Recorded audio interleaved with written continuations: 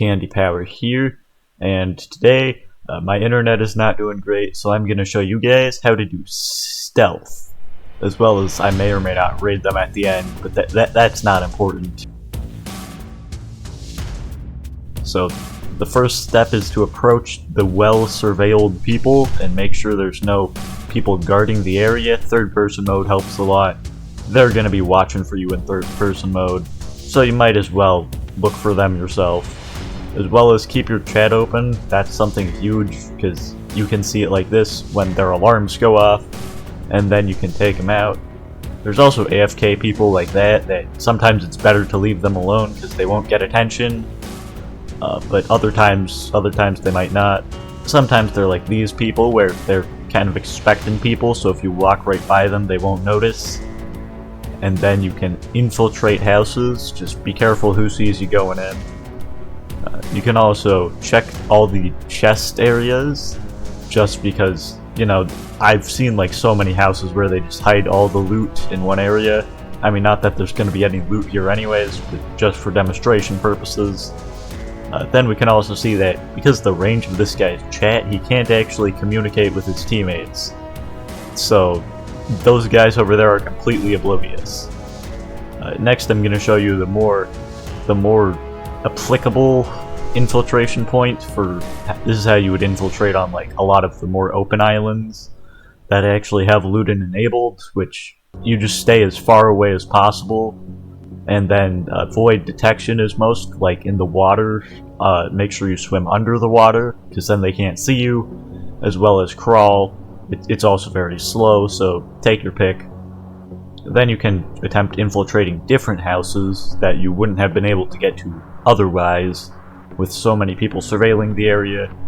A lot of people ask me what the best way to prevent theft is. By far the best way in Northwind to prevent theft is by getting a lock on all the doors into your house. And make sure there's no way to get in except through doors. Make sure your roof is locked down, and whatever else you have, so that people can't get in if you really want to stop people from entering your house. You also need a full roof. If your roof isn't full like this guy, it's not going to work. Then, when you're exiting houses, be careful nobody sees you, otherwise that could cause problems, though it's much better to be seen on the way out than on the way in.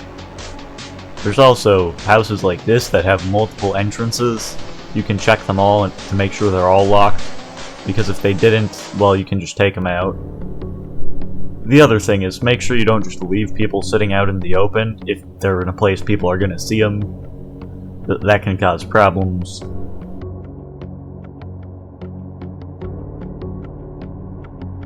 When you're just waiting around to see if people will open doors or whatever, it can be helpful to take cover. This will be important for our next step, though clear out anybody that you see along the way.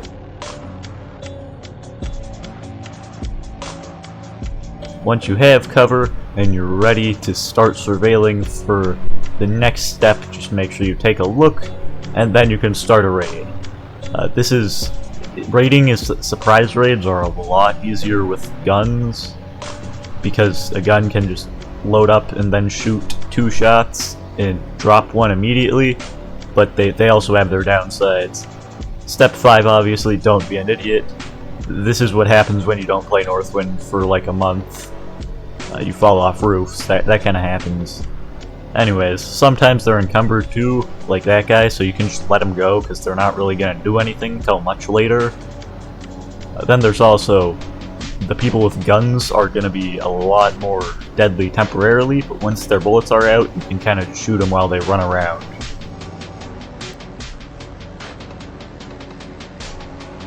If you get hit, you're solo. Bandage, don't waste time not being bandaged, because that just causes more bleed out damage.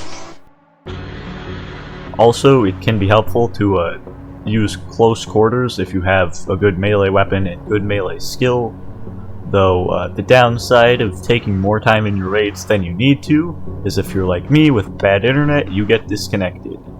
So anyways, if you like this video, make sure to like and subscribe. It's a little shorter than normal because the internet disconnected me. Hopefully I'm back for a long time. If I'm not, hopefully I can make videos. Alright, see you guys later. Goodbye.